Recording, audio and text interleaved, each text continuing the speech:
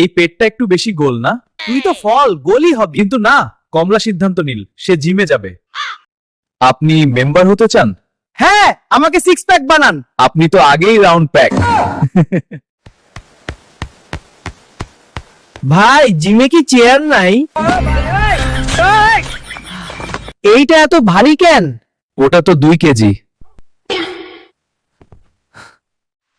2 KG? এইটাই তো আমার ওজনের অর্ধেক।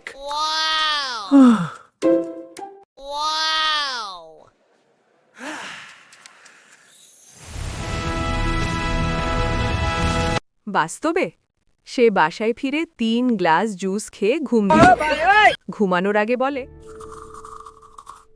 আগামীকাল থেকে সিরিয়াসলি শুরু করব। আগামীকাল আর আসেনি।